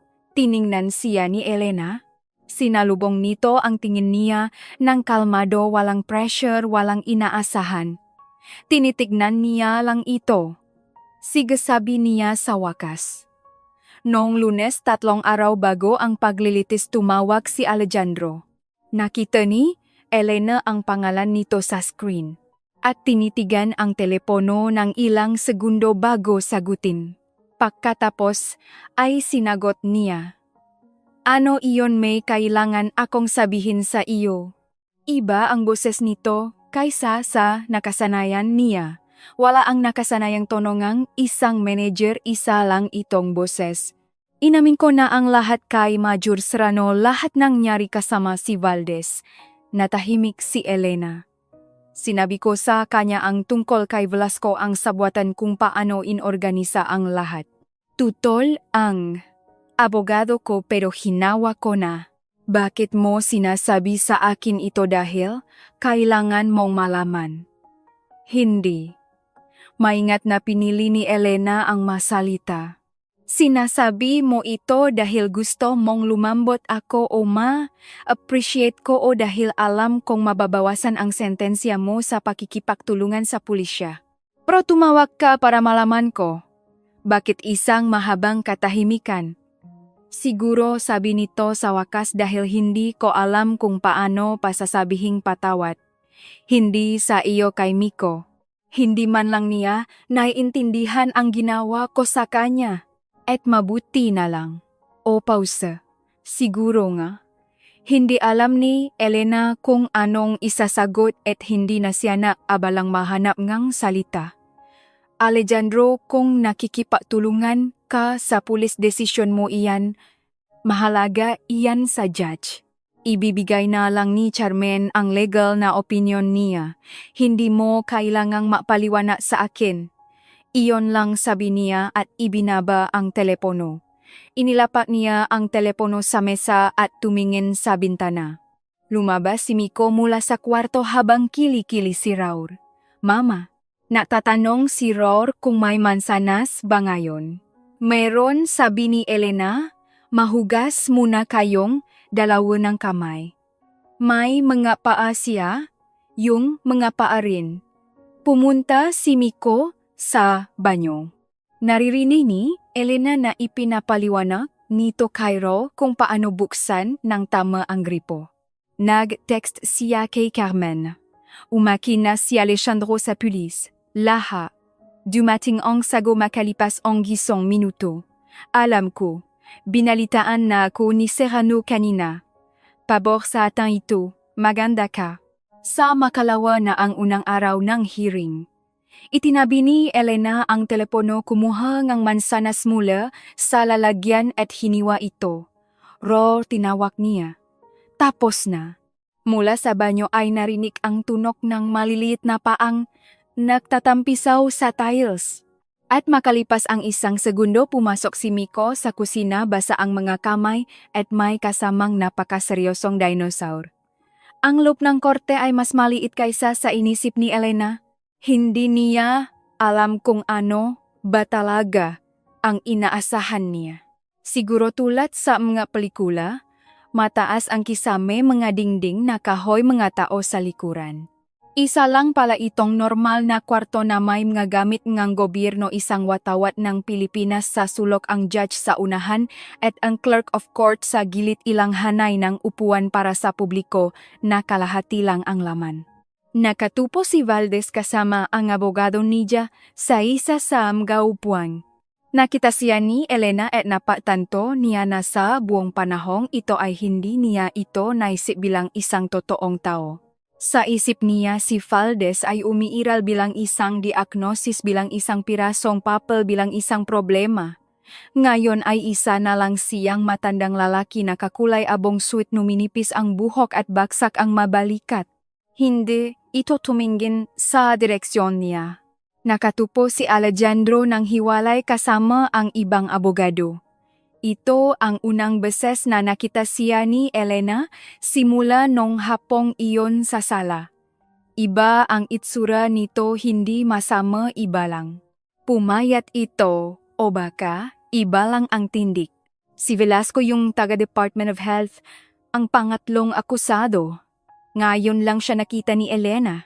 Isa siyang malaking lalaki, kalbo at may ekspresyong karaniwan sa mataong sanay na naayos ang problema kapat nanakot ng sapat.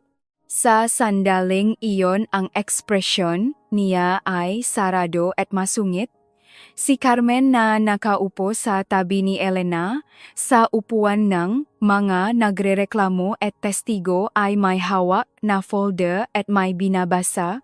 Bago magsimula ang pagdinig, ay sinabi niya ng mahina. Ngayon ang mapambungat na pahayag at ang testimonya ng mga unang testigo. Si Diego ang pangalawa sa listahan. Umupo ka lang diyan at sumagot lang kapag tinanong ka. Huwag mong titingnan si Alejandro. Bakit dahil susubukan mong maghanap sa mukha niya ngang isang bagay na hindi mo kailangan ngayon? Tumango si Elena. Ang judge, isang babaeng nasa 50 anyos, natuwid ang upo at may salaming nakasabit sa tali ay binuksan ang pagdinig ng walang paligoy-ligoy. Binasa niya ang mga kaso. Valdez falsification of medical documents at estafa. Alejandro inducement o pang-udyok. Velasco middleman at grave coercion sa mga testigo. Ang unang umupo sa witness stand ay si Major Serrano. Tumestigo ang pulis ng mabusisi walang pagbabago sa tono ngang boses inilahat ang pagkakasunod-sunod ang mga petsa, ang mga halaga at binanggit ang mga pahina sa record. Transfer mula sa account ng isang kumpanyang nakapangalan kay Velasco papunta sa account ng klinika ni Valdez. Libu-libong piso na nilipat 3 linggo bago ang konsultasyon. Phone records nina Alejandro at Velasco. 14 na tawa sa loob ng 1 buwan. Sinubukan ng abogado ni Valdez na matanong tungkol sa pinanggalingan ng pera, sumagot si Serrano ng maikli at direkta.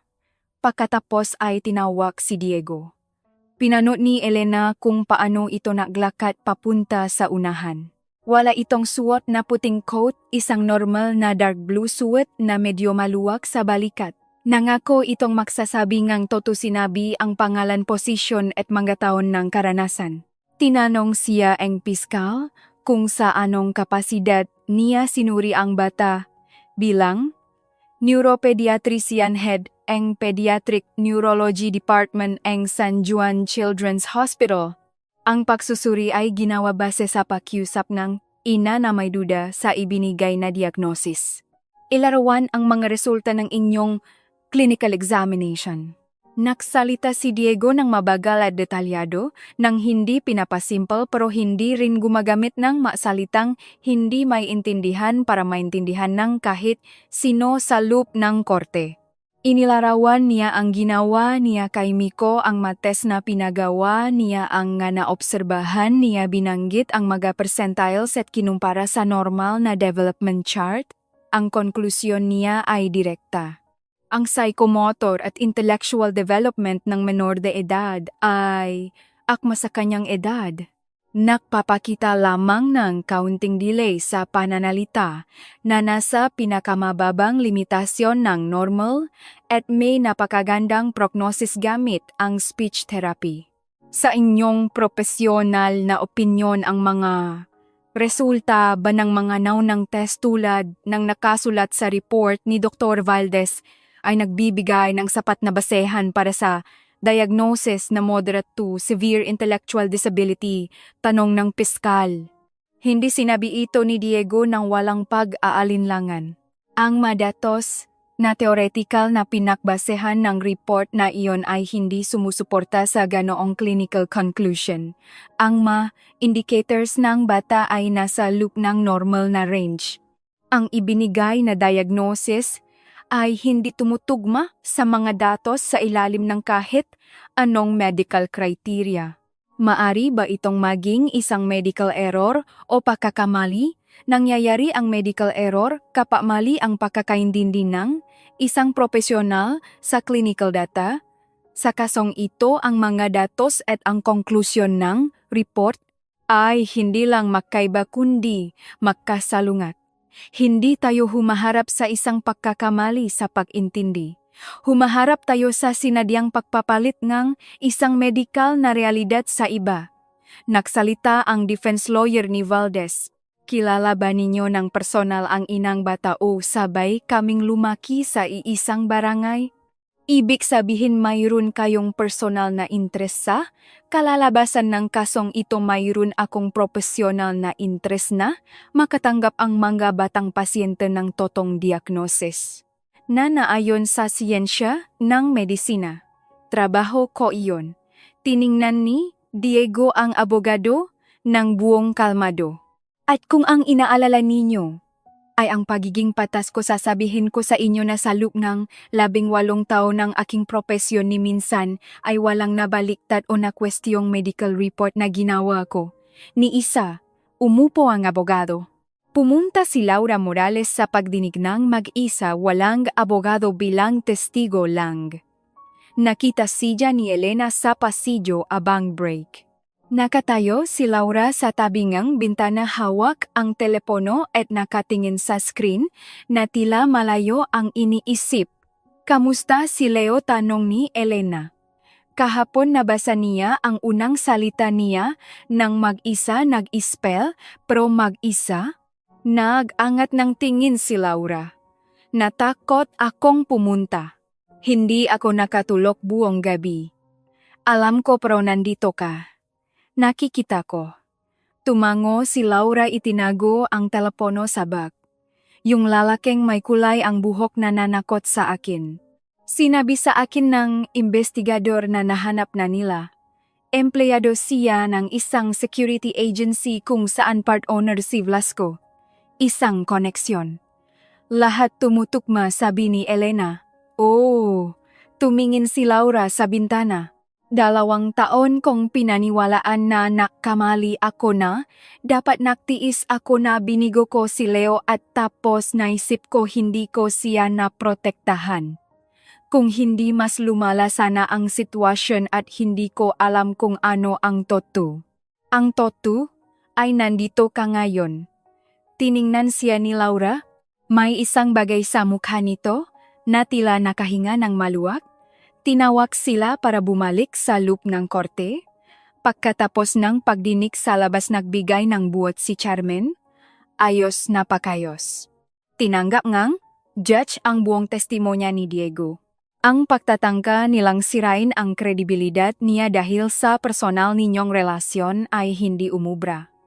Ibinasura agad iyon ng judge. Bukas tetestigo si Laura tapos si Alejandro na tetestigo laban sa sarili niya.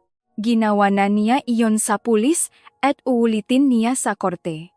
Nakipagkasundo ang abogado niya para mapababa ang sentensya kapalit ng pakikipagtulungan. Itinago ni Carmen ang mga papel sa kanyang bag. "Bukas ang mahirap na araw, mahanda ka." Nakatayo si Diego sa dikalayuan at naghihintay. Lumapit si Elena. "Ayos ka lang?" tanong nito. "Normal, ang galing mong magsalita. Nagsabi lang ako ngang toto, walang espesyal doon." Para sa iba mukhang meron, pag-ulit niya. Naglakad sila papunta sa sakayan. Ilang sandali silang tahimik, hindi dahil wala silang mapag-usapan kundi dahil hindi kailangan. Isang katahimikan na iba sa tinis ni Elena ng 8 taon kasama si Alejandro. Ang katahimikang iyon ay walang laman. "Ito ay hindi?" tanong ni Diego. "Hanggang gabi ba o? Kung ganon, baka pwede tayong kumain sa labas para makakain ka ng maayos. Napansin kong wala kang kinain kaninang umaga. Binabantayan mo ako, doktor ako." "Napapansin ko ang maganyang bagay." Huminto si Elena at tiningnan ito. "Diego, natatandaan mo ba sabi ko huwag mo akong tatanungin niyan hanggang sa matapos ang lahat ng ito?" "Natatandaan ko at hindi pa ito tapos, pero gusto kong malaman mo na hindi ko nakalimutan ang tanong." Nakatingin ito sa kanya, taglay ang parehong kalmado tulad ng dati, hindi namimilit. "Alam ko," sabi niya sa wakas. "Tara, kain tayo." Nagsimula ang pangalawang araw ng paglilitis sa testimonya ni Laura Morales. Pumasok siya sa korte at umupo ng tuvat na tuvat. Tinitignan siya ni Elena mula sa upuan nito at naisip na 2 taon na ang nakararaan. Ang babaeng iyon ay nakaupo ng ganon din o hindi sa witness stand kundi mag-isa sa bahay niya pagkatapos siyang puntahan ng magalalaking. Mukhang huns at ipaliwanag kung ano ang kakawan nila at sumukong. Siya at namuhay kasama iyon ng 2 taon. Ngayon ay nakaupo siya ng taas, no? Nagtanong ang piskal ng mabusisi. Hindi siya pini-pressure, ginagabayan siya sa pagkakasunot-sunot ng mga pangyayari kung kailan ibinigay ang diagnosis, kailan siya nag-file ng reklamo, kailan dumating ang mga lalaking iyon. Anong sinabi nila sa inyo? Sinabi nila sa akin na kung hindi ko babawiin ang reklamo sa Department of Health, gagawa sila ng paraan para patunayang pabaya akong ina. Eksaktong sinabi nila, alam ng Department of Social Welfare and Development kung paano asikasuhin ang mga ganitong kaso. Itinuring ninyo itong pananakot, naintindihan ko iyon eksakto kung paano nila gustong maintindihan ko. Kaya ba ninyong ilarawan ang magtaong iyon? Inilarawan sila ni Laura ng detalyado ang tangkat, ang pangangatawan, yung matigas na punto. Naglapa ang piskal ngang isang litrato sa mesa. Siya ba ito? Tiningnan ni Laura ang litrato ng ilang segundo. Oh, ang lalaki sa litrato ay ang empleyado ng security agency na kinilala ni Serrano. Nakatupo siya roon sa makamanunuot. Tumingin si Elena sa direksyong iyon, matangkat siya, may kulay ang buhok at sa sandaling iyon ay halatang namumutla. Sinubukan ng abogado ni Flasco na magtanim ng duda sa pakilala, 2 taon na ang nakalipas. Nakaka-stresang sitwasyon at nababago, ni takot ang memorya. Sumagot si Laura gamit ang maikli at diretsong mga panggungusap. Pinasabihan ng judge ang abogado ng isang beses, hinihiling na huwag ulitin ang parehong tanong sa ibang paraan. Pagkatapos ni Laura ay tinawa si Alejandro. Hindi siya tiningnan ni Elena habang naglalakad ito papunta sa unahan. Ipinako niya ang tingin sa isang pwesto sa itaas ng watawat ng Pilipinas sa sulo ng kwarto. Narinig niya ang mga yabak nito. Palagi itong humahakbang ng medyo mas mabigat kaysa sa kailangan na parang gustong iparamdam ang presensya nito. Umupo ito, sinabi ang pangalan at nangakong magsasabi ang totoo. Nagsimula ang piskal. Ipaliwanag sa korte kung paano ninyo nakontak si Dr. Valdez. Lumapit ako kay Fernando Velasco. Makakilala kami sa college. Alam kong marami siyang koneksyon sa mga doktor at sa gobyerno. Nakiusap ako na ihanap niya ako nga espesyalista na pwedeng huminto, si Alejandro na pwedeng magbigay sa akin ng partikular na diagnosis. Isang partikular na diagnosis, ibig sabihin pinlano na. Oh, alam ba ninyong isa itong krimen? Bakit ninyo ginawa na karoon ng katahimikan? Hindi mahaba? Pero may nakapalubdo na naramdaman ni Elena kahit hindi niya ito tingnan sa mukha. Hindi ko ginusto nga na. Gusto kong makatakas sa sitwasyon. Naisip ko na kung may mabigat na medical na dahilan ko sanang maayos ang problema. Ang asawa ko na ang magdedesisyong ipasok siya sa facility at hindi ako ang masisisi sa paghihiwalay namin. Alam ba ninyong malusok na malusok ang inyong anak, kutob ko? Ayokong isipin iyon. Pero nagplano pa rin ako at nagbayad para sa isang pequeño medical report kahit alam kong pwede itong maging dahilan para may pasok ang isang malusog na bata sa isang special facility. Nakaroon ng nakakabangang katahimikan sa lupang korte. Naririnig ni Elena ang paglangit-ngit ng upuan ng clerk of court. Sinubukan ng abogado ni Valdez na sumingit, sinusubukang ilipat ang sisi. Iginihit niya na umingi lang NG serbisyo. Si Alejandro, pero hindi ito ang nagsulat NG medical document, na hindi ito ang nagbigay NG diagnosis. Sumagot si Alejandro gamit ang pantay na boses. Ako ang nagplano. Ako ang nagbayad NG suol at inako ko ang responsibilidad. Ang sarili nitong abogado ay nakatitik lang sa mesa. Pagkatapos ay tinawag si Elena. Nang nakaraang araw ay Ipinaliwanag sa kanya ni Carmen na ang papel niya ay bilang private complainant at biktima at kaunti lang ang matanong. Sumagot si Elena ng maikli.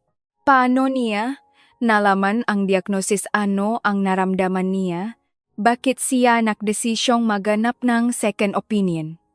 Ano ba talaga ang nagpaduda sa inyo sa ikinilos ni Dr. Valdez? Tanong ng piskal. Hindi niya tiningnan ang anak ko. Sa buong konsultasyon ni minsan ay hindi niya ito kinumpas. Hindi niya ito pinagawa niya kahit ano. Hindi siya nakipag-interact dito kahit paano. Nagbasa lang siya ng papel.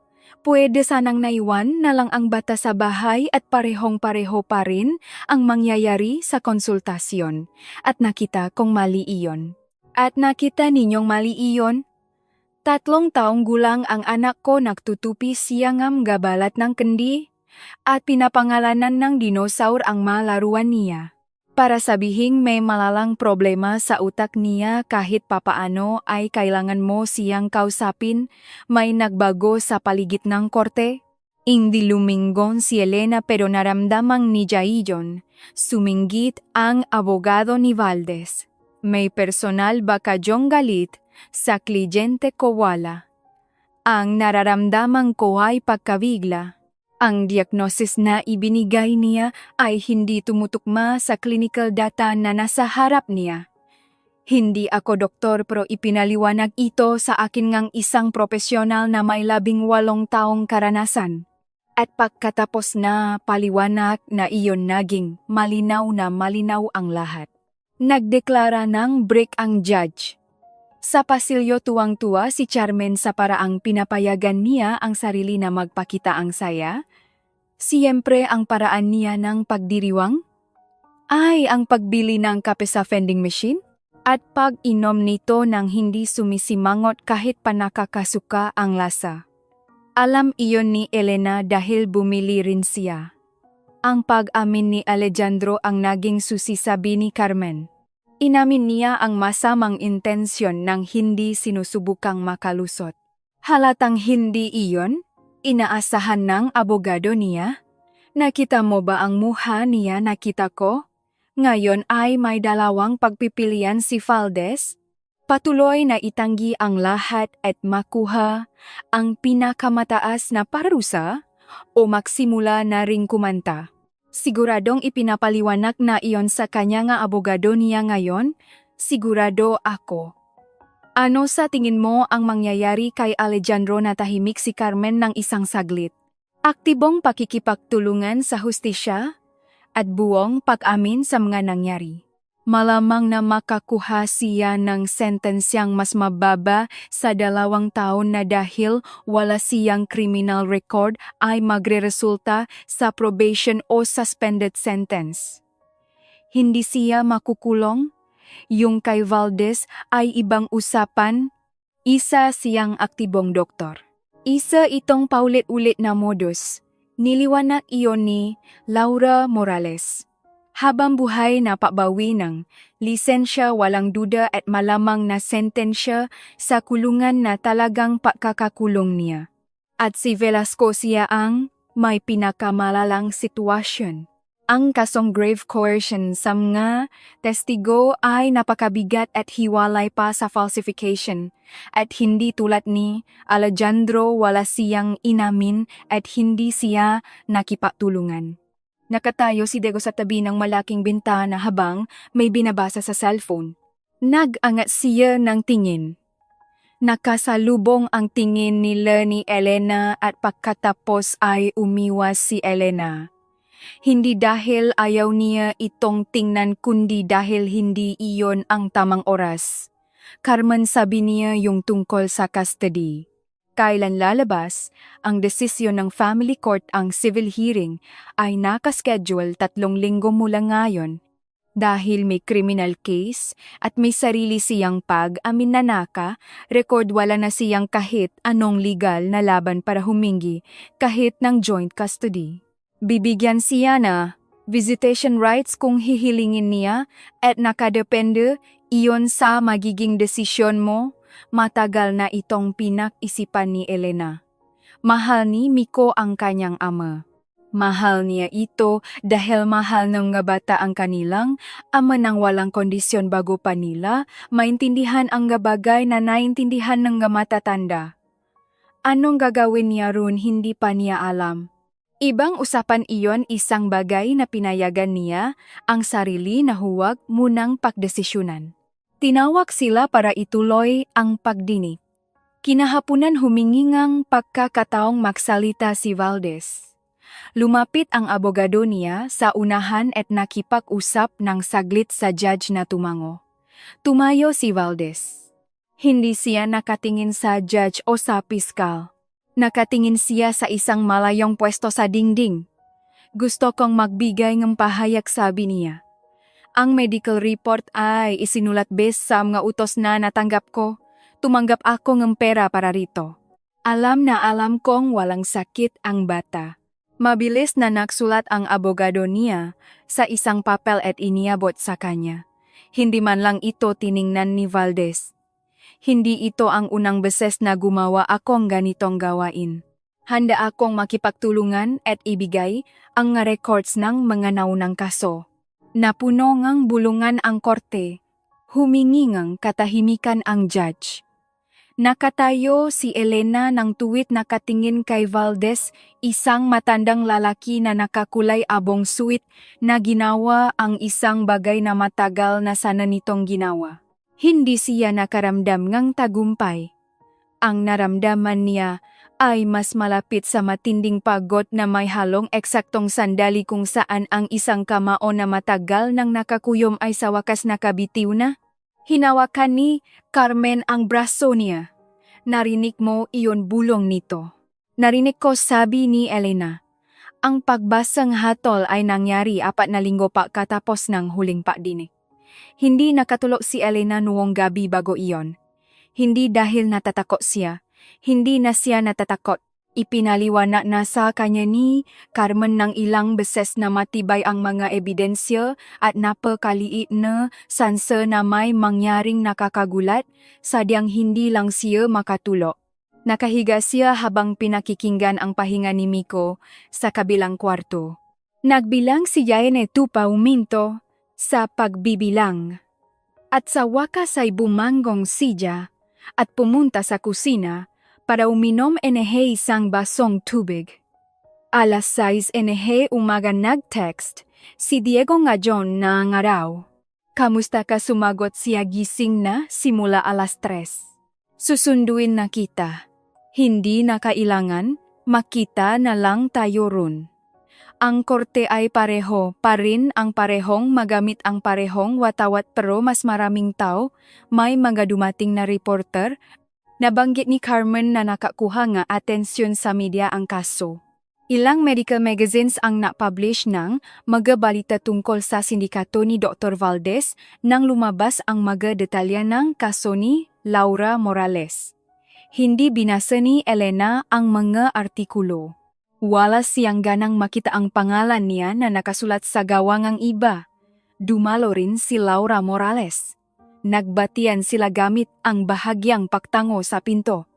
Pumasok ang judge ng saktong 10:00. Tumayo ang lahat. Valdez 4 na taon at kalahating pagkakakulong habang buhay na pakbawingang lisensya sa medisina at pagbabawal na humawak ng posisyon sa gobyerno. Kinilala nga korte bilang pampababa nga sentensya ang kanyang huling pag-amin at ang pagbibigay nga ebidensya sa mga naunang kaso. Pero hindi ito sapat para ibigay ang probation. Masyadong maraming bata ang naapektuhan, masyadong matagal na gumagawa ng walang parusa. Velasco 3 taong pagkakakulong at malaking multa. Ang kasong grave.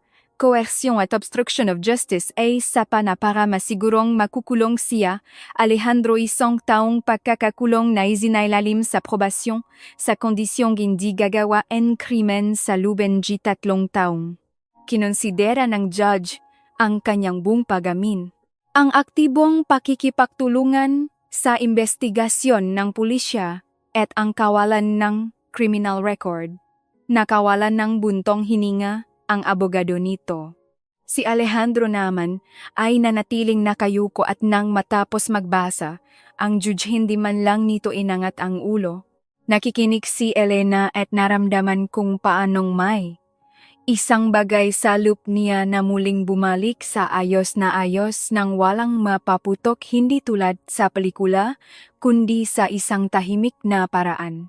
Bumali ang mga bagay sa lugar kung saan dapat sila naroon, nang umalis ang judge na karon ng katahimikan sa loob ng korte ng isang sandali, isang ganap na katahimikan, tapos biglang gumalaw ang lahat ng sabay-sabay.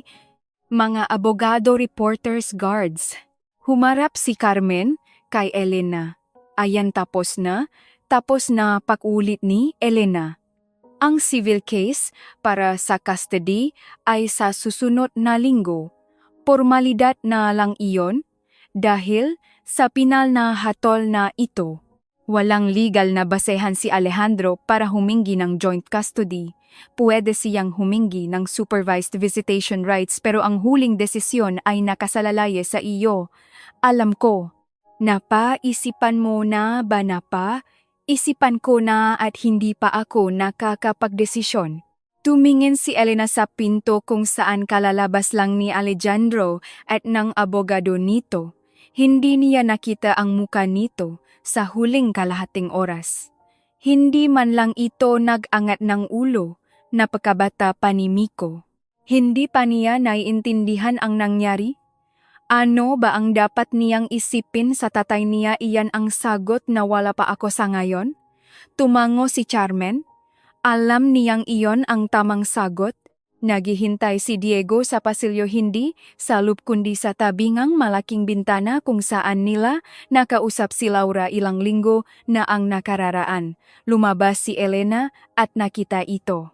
Nakatayo ito habang nasa bulsa, ang mga kamay nakatingin sa traffic sa Quezon City mula sa salamin. Narinig mo ba ang hatol? Tanong niya rito. Nag-text si Carmen sa akin pakalabas niya. Lumingon ito at tiningnan siya ng eksakto kung paano siya nito tinitingnan sa buong panahong ito, walang drama, walang pressure. Kamusta ka? Hindi ko pa alam. Tatanungin ko ang sarili ko bukas. Iyon ang pinakatama. Lumabas sila sa kalsada. Napakalamig ng hangin. Isinara ni Elena ang zipper ng kanyang jacket. Nasa kapitbahay si Miko. Kailangan niya itong sunduin ng 3:00. May mahigit 1 oras pa siya. Diego, sabi niya nang makalayo sila sa pinto ng korte. Natatandaan mo bang sinabi ko na sasagutin kita kapag tapos na ang lahat? Natatandaan ko. Tapos na, huminto ito. Siya rin? Hindi ko alam kung anong mangyayari simula ngayon, sabi niya. Hindi ko alam kung sino ako ngayon o kung sino ako pagkalipas ng 1 taon. Pagkatapos ng ganitong bagay hindi mo na talaga malalaman ng sigurado. Mukhang totoo iyan. Totoo iyan, pero alam kong nasa tabi kita at hindi bilang doktor tulad ng sinabi mo. At alam ko rin na hindi iyon nakataon lang. Tinitigan niya ito sa mga mata. Gusto kong manatili ka, walang pagmamadali, walang agarang obligasyon, manatili ka lang. Natahimik si Diego ng 1 segundo. 2. Wala naman akong balak pumunta kahit saan, sabi nito. Hindi iyon tuno patula o madrama. Isa lang itong katotohanan. Sinabi ng walang palamuti. Naisip ni Elena na eksaktong ganon dapat ang mga bagay. Sinalubong siya ni Miko sa pinto ng bahay ng kapitbahay. Suot na nito ang jacket at kilikili si Ror, handang-handa ng umalis. Mama, uuwi na tayo, sasama rin ba si Diego? Tiningnan ni Elena si Diego na nasa likuran niya ng 2 hakbang. Kung gusto niya, gusto ko, sabi ni Diego. Kung ganun ipapakita ko sa iyo, ang libro ko tungkol sa Ankylosaurus, balita ni Miko. Seryosong-seryoso, may magandang part dun tungkol sa buntot. Mahalaga talaga ang tungkol sa buntot, paksang ayon ni Diego. Hinawakan ni Miko si Elena sa kamay. at naglakad papunta sa elevator. Kinukwento ang tungkol sa Ankylosaurus nang napakabilis lumulukso mula sa isang paksa papunta sa iba nang walang tigil dahil palaging mas mabilis ang isip niya kaysa sa mga salita niya. Naglalakad si Diego sa tabi niya at nakikinig. Tiningnan ni Elena ang kanyang anak at naisip na ilang buwan na ang nakararaan isang lalaki ang nagsabi na ang batang ito ay may sakit na hindi na mababago, na kailangan itong ipasok sa isang pasilidad para mawala na sa kanila. Nawala na itong pag-asa. Sa sandaling iyon huminto si Miko sa gitna ng pasilyo at inihayak na nagtanong daw si Raur tungkol sa Ankylosaurus at kailangan nila itong hintayin ng kaunti dahil nahuli ang dinosaur at hinintay nila ito. Kinagabihan, nang sa wakas ay makatulog na si Miko, umupo si Elena sa kusina. Kasama niya rin si Diego. Tahimik silang umiinom ng chamomile tea. Sa labas ng bintana, umaatungal ang Maynila sa nakasanayan at walang tigil nitong ingay. Naisip niya si Laura Morales na binuhat ang pabigat na iyon nang mag-isa sa loob ng 2 taon, kung gaano kabilis bumigay kapag nag-iisa ka. At kapag may isang taong may malamig at profesional na boses ang nagsabi sa iyo kung ano ang sitwasyon, naisip niya na siya mismo ay halos bumigay noong unang gabi pagkatapos pumunta kay Valdez. Nang nakahiga siya sa sofa sa sala, pinakikinggan kung paano huminga si Miko sa kabilang kwarto pero hindi siya nasira dahil may mali sa ikinilos ng doktor dahil nagtutupi si Miko nga balat ng kandisa, 4 na perpektong bahagi at ngumingiti habang ginagawa iyon. At dahil at inaamin niya lang ito sa sarili niya ngayon, sa katahimikan sa kaibuturan ng kanyang pagkatao, palagi niyang alam na malusok ang anak niya. Alam niya ito sa paraang alam mo ang nga bagay na hindi mapapatunayan, pero hindi rin pwedeng pabulaanan. Anong inisip mo, tanong ni Diego, na ang insting ng isang nanay ay masyadong minamaliit kokontra ang siyensya ng medisina diyan. Hayaan mong kumontra. Lumingon siya rito. Hayaan mong kumontra. Tapos patingnan mo sa kanila si Miko at subukan nilang ulitin. Ngumiti si Diego. Hindi iyon malaking ngiti, isang maliit na galaw lang sa gilid ng labi. Napansin niya na madalas itong ngumiti ng ganun tahimik para sa sarili lang. Sa kabilang kwarto, may ibinulong si Miko sa pagtulog. Sabay silang lumingon sa direksyon ng tunog bilang reflex. Tapos nakasalubong ang matingin nila. Tulog siya, sabi ni Diego. Tulog siya, kumpirma ni Elena. Kinuha ang tasa niya. Sa labas ngang bintana nagpatuloy ang siyudad sa ingay ngang makina at aspalto. Bumalik na sa pwesto ang mapiraso. Hindi ito perpekto. Nariyan pa rin ang mga bitak pero nasa tamang lugar ang bawat bagay. At iyon, naisip ni Elena. Iyon ang totoong kasalukuyan. Hindi yung walang sira kundi yung kayang manatiling nakatayo, nakahiga si Raur sa pasimanong ang bintana. Naiwan ito rin ni Miko kaninang hapon at walang nagbalik sa tamang lagayan. Nakatingin ang plastik na dinosaur sa salamin, taglay ang kalmadong itsura ng isang nilalang na nakaligtas sa pagkaubos noong Cretaceous period at siguradong makakaligtas sa kahit anong ihagis sa kanya.